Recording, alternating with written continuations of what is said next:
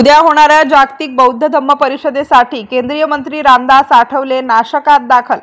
उद्या होणाऱ्या श्री काळाराम मंदिर प्रवेश सत्याग्रह मंगल मैत्री दिनानिमित्त रविवार दिनांक 2 मार्च 2025 रोजी सायंकाळी 4 वाजता हुतात्मा अनंत कान्हेरे मैदान नाशिक येथे होणाऱ्या बौद्ध धम्म परिषदेसाठी रिपब्लिकन पार्टी ऑफ इंडियाचे राष्ट्रीय अध्यक्ष तथा केंद्रीय सामाजिक न्याय राज्यमंत्री रामदास आठवले हे आज दुपारी 2 वाजेला गरवारे पॉइंट येथे आगमन झाल्यानंतर बौद्ध स्मारकाला भेट दिल्यानंतर तथागत भगवान गौतम बुद्ध यांना पुष्पहार अर्पण करीत डॉक्टर बाबासाहेब आंबेडकर तसेच सम्राट अशोक यांच्या प्रतिमेला अभिवादन केले।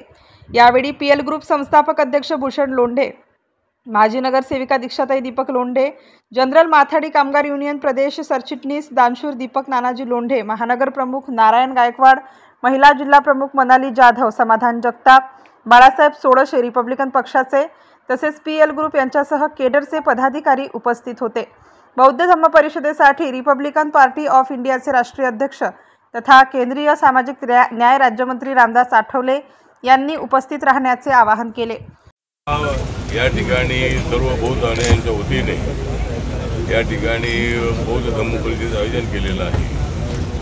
2 मार्च हा जो दिवस आहे हा बाबासाहेब आंबेडकरांनी काळाराम मंदिराचा सत्याग्रह केल्याचा दिवस आहे।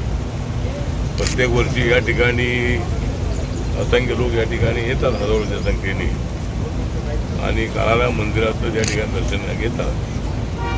त्यामुळं तो दिवस औचित्य ठेवून ही धम्म परिषद आहे ती धम्म परिषद ठेवण्यात आलेली आहे। या धम्म परिषदेला हजारोच्या संख्येने लोक उपस्थित राहणार आहेत आणि विश्व शांतीचा विचार देण्यासाठी ही धम्म परिषद आयोजित करण्यात आलेली आहे।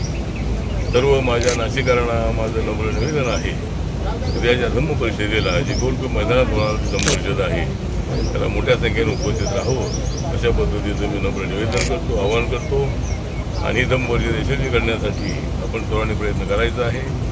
डॉक्टर बाबासाहेब आंबेडकरांनी आपल्यावर फार मोठी जबाबदारी सोपवलेली आहे आणि बौद्ध धर्माचं जे मोठ्या प्रमाणामध्ये जो बौद्ध धर्म आहे तो वाढवण्याचं जे काम आहे त्याची जबाबदारी आपल्यावर सोपवलेली आहे।